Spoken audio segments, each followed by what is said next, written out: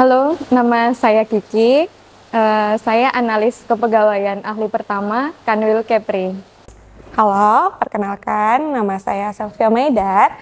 Saya salah satu tim verifikator dari Kanwil Kementerian Hukum dan HAM Kepulauan Riau. Halo, aku Febri, analis kepegawaian ahli pertama pada kantor wilayah Kementerian Hukum dan HAM Kepulauan Riau. Halo, aku Maulana, kustodian BMN dari Kanwil Kemenkumham Kepulauan Riau. Perkenalkan, nama saya Heri Seprianto, biasa dipanggil Heri.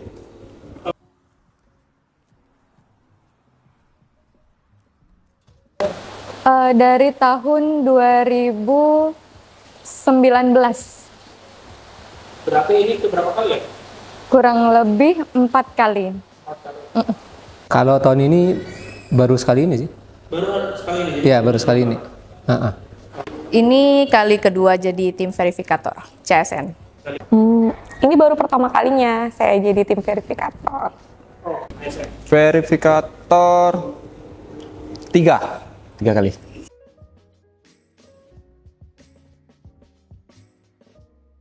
Kalau kesalahan yang paling sering terjadi itu kurangnya ketelitian dari para peserta ya. Contohnya tuh mereka tidak membaca pengumuman secara mendetail atau keseluruhan. Jadi sering terjadi kesalahan-kesalahan lah. Kebanyakan itu sih rata-rata surat keterangan berbadan sehat yang seharusnya dikeluarkan oleh rumah sakit pemerintah atau TNI Polri, mereka menguploadnya itu dari puskesmas. Banyak ya daerah? Banyak, rata-rata memang itu sih kesalahan dari para pelamar. Kali tim verifikator temuin itu kebanyakan sih sebenarnya di hal-hal kecil ya. Jadi pada miss di hal-hal kecil seperti nggak teliti bahwa yang harus di scan itu yang berwarna, tapi malah hitam putih. Terus nggak teliti juga bahwa persyaratan surat keterangan sehatnya itu harus dari rumah sakit negeri atau TNI Polri. Sama di surat keterangan domisili itu banyak sekali yang pada salah di situ. Ada yang nggak unggah atau sekalinya unggah pun masih tetap salah, nggak berada di wilayah Kepulauan Riau. Kalau di aku itu kebanyakan soal surat keterangan domisili ya. Jadi mereka misalnya itu dari Riau atau dari Sumatera Barat, tapi dia melamarnya atau milih posisinya untuk di Kepulauan Riau. Nggak salah sih, cuman mereka itu nggak melengkapi dengan surat keterangan domisili yang ditandatangani oleh lurah setempat. Pertama, pelamar itu banyak mengirimkan surat kesehatan tetapi tidak dikeluarkan dari rumah sakit pemerintah atau rumah sakit TNI Polri. Terus ada juga pelamar yang dari luar wilayah Provinsi Kepulauan Riau tetapi tidak dilengkapi dengan surat keterangan domisili yang sesuai dipersyaratkan. Jadi ada pelamar yang mengunggah foto mereka, harusnya kan diminta itu latar merah ya. Nah jadi mereka mengunggah fotonya menggunakan buku yang berwarna merah. Jadi fotonya itu ditempel di buku. Lucu sih menurut saya. Ada dong, seru ya, maksudnya tuh karena mungkin ini baru pertama kali, jadi saya melihat teman-teman itu tuh mikirnya gini, sebenarnya mereka itu niat gak sih ngelamar di Kumham, kok kayaknya nggak dibaca benar-benar persyaratan dari pengumumannya. Salah satu contohnya nih, kan salah satu syaratnya itu adalah surat keterangan berbadan sehat. Tetapi kenapa yang diupload itu bukan suratnya, melainkan kwitansinya.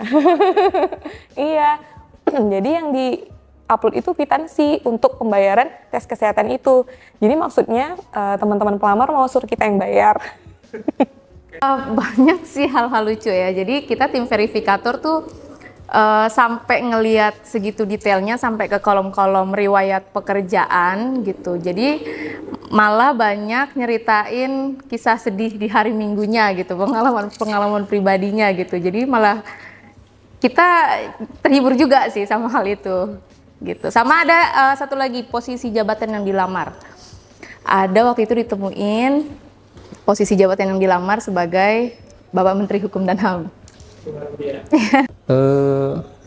Palingan ada beberapa yang salah, mungkin salah format, mereka nggak tahu juga dapat formatnya dari mana. Jadi ada poin yang menyatakan bahwa mereka ada menyebutkan keseharian mereka itu di channel YouTube mereka gitu. Itu sih palingan. Bukan lucu sih, saya malah bingung ini. Jadi itu kan sebenarnya di pengumuman itu sudah jelas ya, sudah sangat jelas apa-apa yang dipersyaratkan.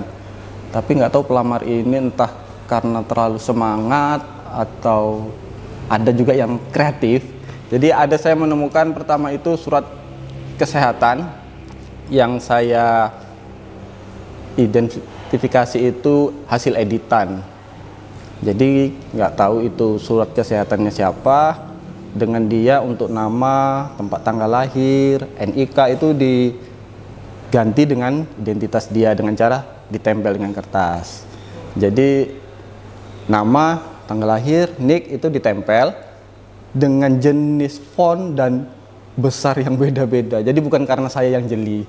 Terus ada juga surat kesehatan sudah diurus di rumah sakit pemerintah, tetapi di upload dia itu surat kesehatan itu belum ditandatangani oleh dokter dan distempel oleh rumah sakit.